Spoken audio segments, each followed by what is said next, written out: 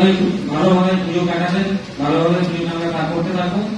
আমার বক্তব্য এইটুকুই। এসব স্যার একটা কথা বলে দেন যে কবে থেকে ওরা যেহেতু অ্যাপ্রোচ করবে এই ফর্ম ফিল আপ করে বা করার জন্য নেওয়ার জন্য, এবং আপনারা ওদের টাকা ফি জমা দিয়ে দিলে কবে ওদেরকে ইলেকট্রিকের পারমিশনটা দিতে পারবেন? কারণ আমাদের 9 থেকে 20 মধ্যে কমপ্লিট করতে হবে এবং সেই সময় ওদেরকে ইলেকট্রিকের পারমিশনটা নিয়ে আমার কাছে আসতে হবে। আমরা এই মাসে 1 তারিখ থেকে ফর্ম নেওয়া শুরু করেছে।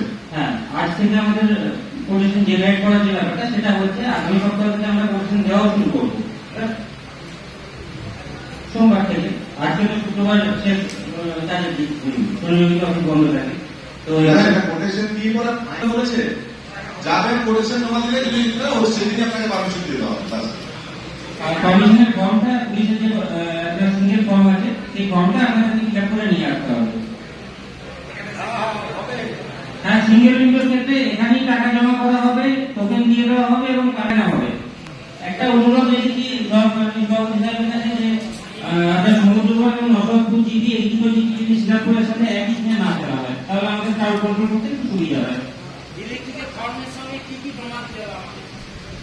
এক কপি ফটো যার নামে কানেকশন হবে, যে কর্মকর্তা তিনি প্রেসিডেন্ট বা সভাপতি হতে পারেন, আপনার সম্পাদক হতে পারেন, থেকে সব পয়েন্ট আছে দেখে নেবেন। ইজি ম্যাটার আছে, এরকম আপনারা করেছেন, কোনো অসুবিধা হওয়ার কথা নয়। তারপরে যদি অসুবিধা হয় অসুবিধা নিরসনের জন্য আমরা আছি।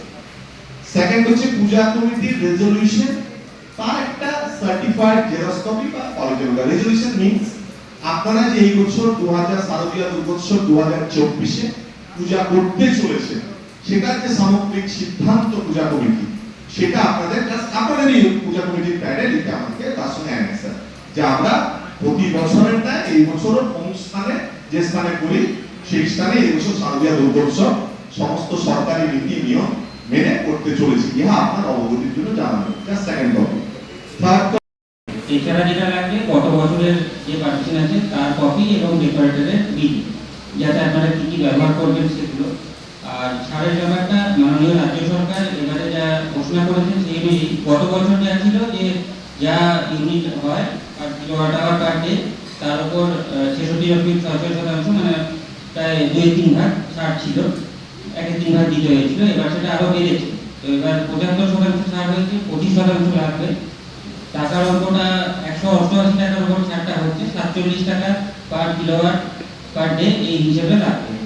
তো একটাই অনুরোধ আমাদের তরফে যে মাননীয় রাজ্য সরকার বা মুখ্যমন্ত্রী তারা উদ্যোগ নিয়ে এরকম একটা আপনারা যে লোডটা ব্যবহার করবেন সেটা সঠিকভাবে নিন, যাতে পুজোর সময় আমরাও যথাযথভাবে যে কতটা লোড ব্যবহার হবে সেটা পরিমাপ করতে পারি এবং সেই মতো আগাম পূজা রয়েছে সর্বমোট সব মিলে 369।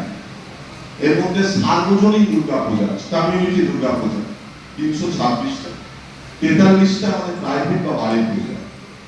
এর মধ্যে মহিলা দুর্গা পূজা রয়েছে 36টা, যেটা সত্যি আমাকে অন্তত ইমপ্রেস করেছে যে আমি 5 বছর কলকাতা সার্কেলে সোদপুরে আইসি ছিলাম, সেখানেও আমার মাত্র 13টা মহিলা পূজা কমিটি ছিল। এখানে প্রায় 100 কিলোমিটার দূরে এসে পরে 36টা মহিলা দুর্গা পূজা কমিটি।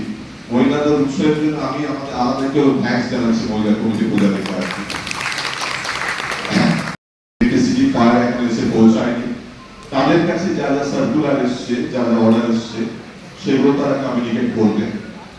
আপনারা পুরোটা শুনবেন, শোনার পরে ইন্টারেক্টিভ পার্টে আপনাদের যা যা মনের প্রশ্ন থাকবে আপনারা খোলা মনে সেই প্রশ্নগুলো করবেন।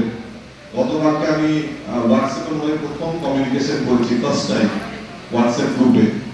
তো তাতে আমি বলেছি যে আপনাদের যা যা সমস্যার সম্মুখীন হবেন আপনারা যে কোনো জায়গায়, সে যে কোনো পারমিশনের ক্ষেত্রে, অন্য কোনো ব্যাংকিং ইস্যুর ক্ষেত্রে, আপনারা প্রত্যেকটাই আমার গ্রুপে শেয়ার করতে পারেন এবং আমরা সর্বতভাবে চেষ্টা করবো সেই সমস্যা সমাধানের জন্য। এ ব্যাপারে আমার কোনো অসুবিধা নেই। কিন্তু আমি হয়তো একটা অন্য রিকোয়েস্ট করেছিলাম যে গুড মর্নিং গুড এই পার্টগুলো করবেন। যাই হোক, আমি যাই আমাদের নাদনঘাট থানা শারদীয়া দুর্গোৎসব পূজার নির্ঘণ্ট কি রয়েছে। আমাদের সরকারি ক্যালেন্ডার অনুযায়ী 2রা অক্টোবর, 2nd অক্টোবর হচ্ছে মহালয়া, মহাষষ্ঠী হচ্ছে 9 October, Mahasaptami 10 October, Mahashtami 11 October, মহানবমী 11 অক্টোবরই লেগে যাচ্ছে এবং বিজয়া দশমী 12 অক্টোবর। আপনারা সকলেই জানেন যে বিজয়া দশমীর দিনেই আমাদের বেশিরভাগ প্রতিমাই নিরঞ্জন হয়ে যায়। আবার তার পরবর্তীতেও কিছু কিছু প্রতিমা তারপরে 1-2 দিন পর্যন্ত অর্থাৎ একাদশী দ্বাদশী কিছু ক্ষেত্রে ত্রয়োদশী পর্যন্ত যায়।